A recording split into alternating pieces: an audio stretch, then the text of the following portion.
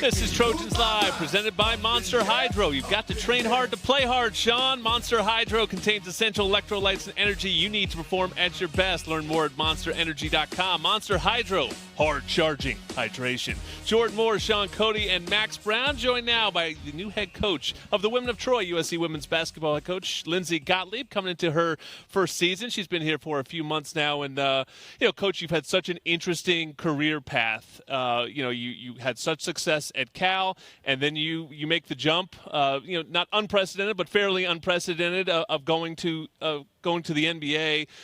It had to be a draw to get you back to the college game because you were in such a cool spot there in Cleveland. Ultimately, what was the deciding factor to come back to college and specifically to come back to USC or come to USC? Well, first of all, thanks for having me, you guys. It's great to be here. Beautiful night. Yeah. It was USC, and it was the specific vision of Mike Bohn and the athletic department saying, we want women's basketball to be great again. When I was in the NBA, I had the feeling that I probably wanted to be a head coach again and probably in women's college basketball. But it was not in my immediate thought process at all. But I knew I would only come for a job that I felt like was extremely special, a place we could win a national championship, do great things every day on and off the court. And when the USC job opened, I was like, oh, intriguing, right? This is an amazing place. But it was the call from Mike and the vision that he set that made me feel like I was the right person at the right time and that we could do some really, really incredible things here. Coach, you talk about Mike Bohn. Talk about what it's like thus far, being at SC and the whole experience that it encapsulates and what it feels like to be on campus here. It's really indescribable. I know you had Coach Helton on before, so I met with him. He might have been the first person that I met with on the day of my press conference, and he kind of said, like, this is Disney World for college athletics, meaning I think that you have everything you could need. One thing that impresses me is this is an elite academic institution. You walk around, I walk around campus and say, oh, this building or that, I'm kind of a nerd. I would want to go back to school here. But there's also this intense desire for athletics to be excellent also. There is no conflict between the two. You feel it everywhere. The facilities are unbelievable. The care with which the university grounds are taken care of. It's like this place matters to people athletically and academically. So that strikes me every day. And then just the time I've had with our players has been really cool. My 2 years with the Cavs was just life-changing in so many ways, and I really enjoyed it, and those guys were amazing. But the college influence you have as a coach every single day is something that you just have to experience to know what we're talking about. And the young women on our team have embraced me. They've embraced the change, and I think that's the other thing that has probably impacted me the most, other than what this place feels like on a day-in and day-out basis. Coach, you mentioned the years with the Cavs being life-changing. What were those factors that were life-changing? What are you bringing with you to the college game?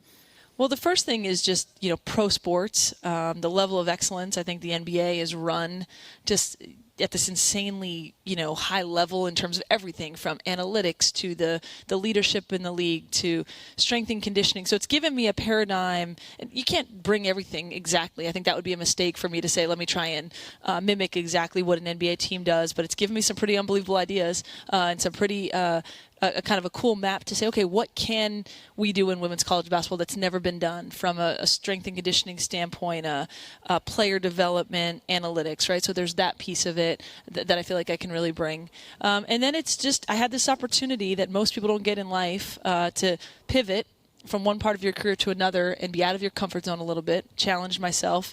In the NBA, it's all basketball and it's all relationships with your guys, right? There isn't all the other stuff, the recruiting, the classes. So I got to really focus on those things. And then just, like I said, being out of my comfort zone, you think about, I hope that in the part of my life before that I was a good ally and could empathize with other people's experiences.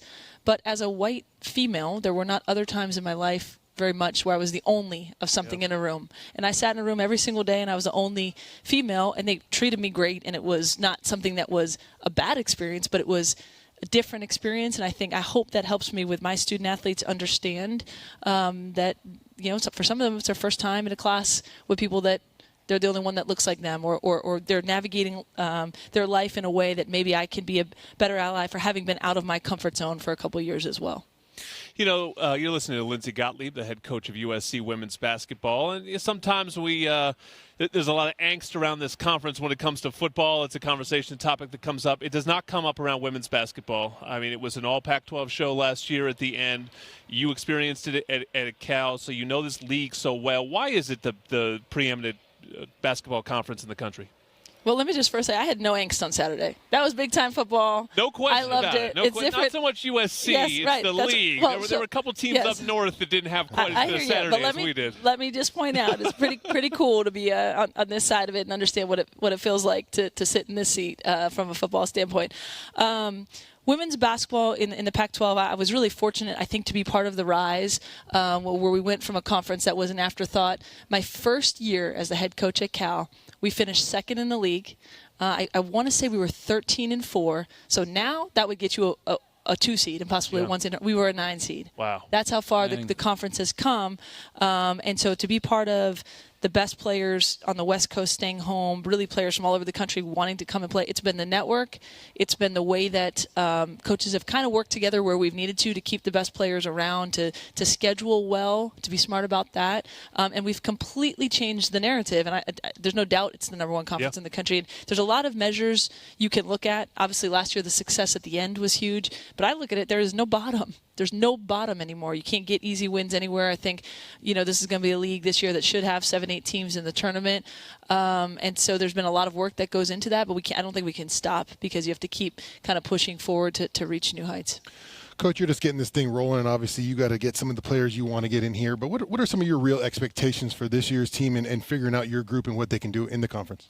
Well, we've had some really good conversation this summer already. I was intentional about, we get 4 hours a week with them on the court during summer access, and then they get 4 other hours with strength and conditioning. But I took an hour a week of the court time and instead went in a classroom and worked on team culture and things like that. And that's hard as a coach to give up any of your – part of it is I had to trust that they were going to get in the gym on their own because they're really motivated right now. And also I just thought it was that important to build culture, to talk about what leadership looks like, what elite basketball looks like. So we haven't completely done our goal setting, but I think it's realistic to say this team wants to be in the NCAA tournament. It's been too long. It's been a drought. I think, we belong there. We have to earn it. There's a lot to go from now. We're early September, but I think playing in the postseason tournament is a goal for us. I also think we just want to establish some habits and some winning kind of tendencies day in and day out, and then let the results take care of it themselves. We think we want to play a little faster. If you look at some of the analytics and some of the stats from last year, it was not a good defensive team, so we want to be much better defensively and on the boards.